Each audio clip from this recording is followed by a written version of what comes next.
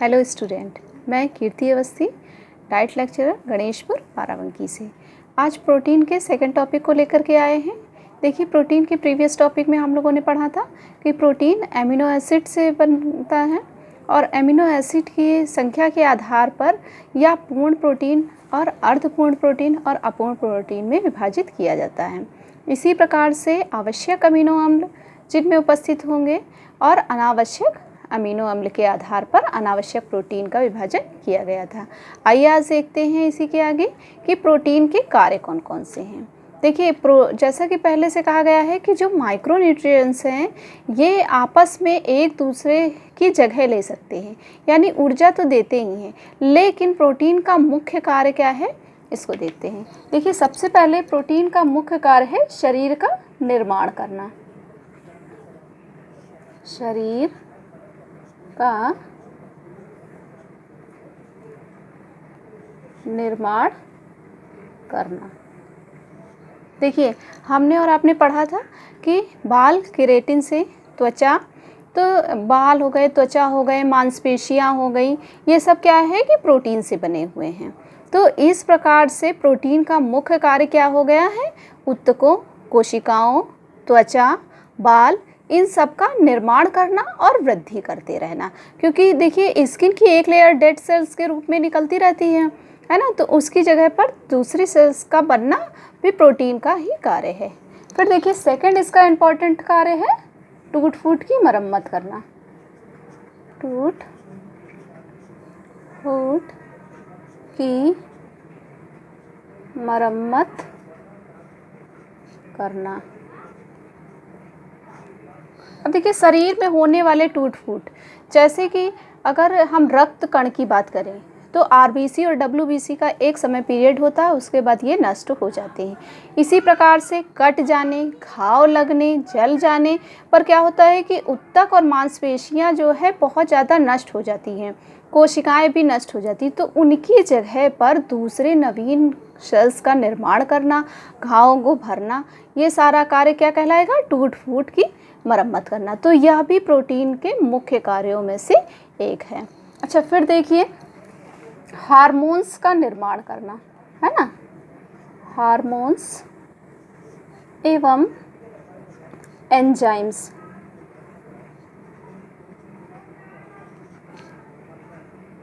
का निर्माण।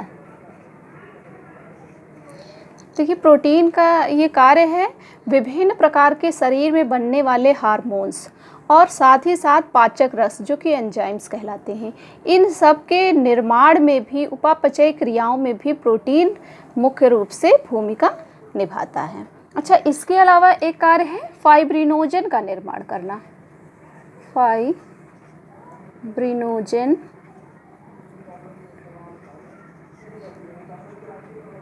का निर्माण।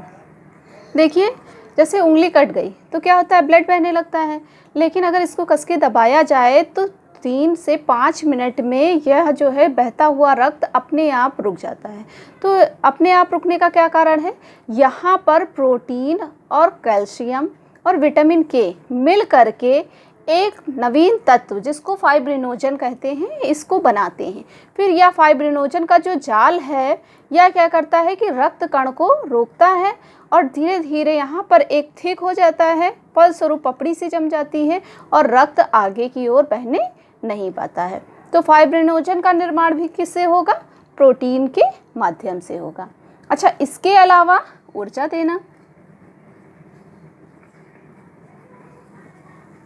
शरीर को ऊर्जा देना।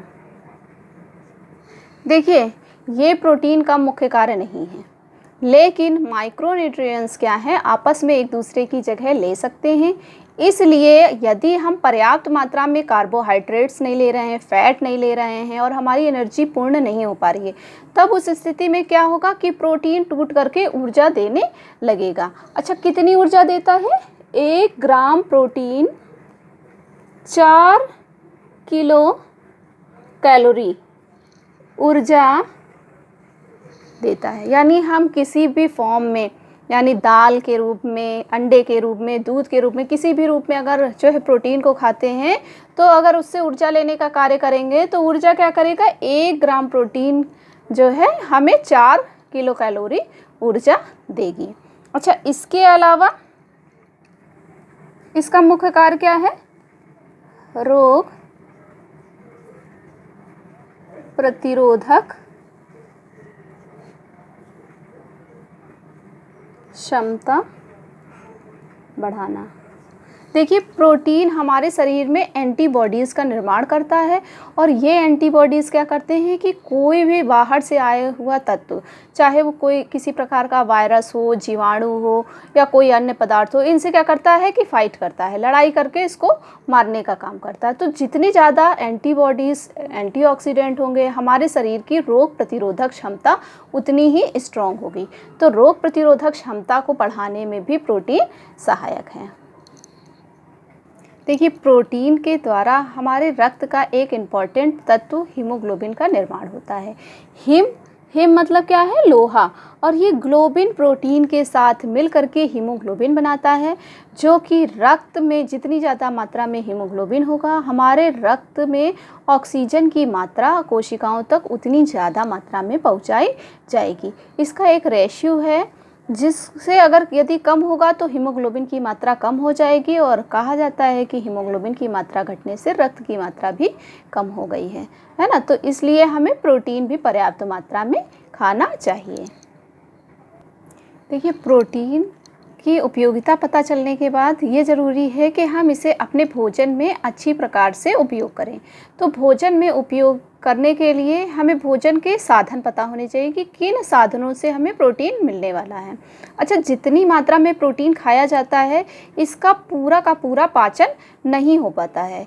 कुछ प्रकार के प्रोटीन हैं जो शीघ्रता से पचते हैं और साथ ही साथ ये पूर्ण उपयोग देते हैं, जबकि कुछ प्रोटीन बहुत धीमी गति से पचते हैं और साथ ही साथ पूरी मात्रा में शरीर द्वारा पचाए नहीं जा सकते।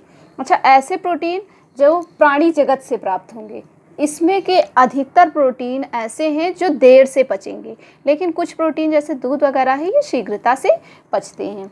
तो इनका जो है शरीर द्वारा 97% तक उपयोग हो जाता है ना। फिर उसके बाद वनस्पति जगत से जो स्रोत होंगे ये बहुत कम मात्रा में शरीर द्वारा पचाए जा पाते हैं, इसीलिए इनकी मात्रा थोड़ी बढ़ा करके उपयोग की जानी चाहिए।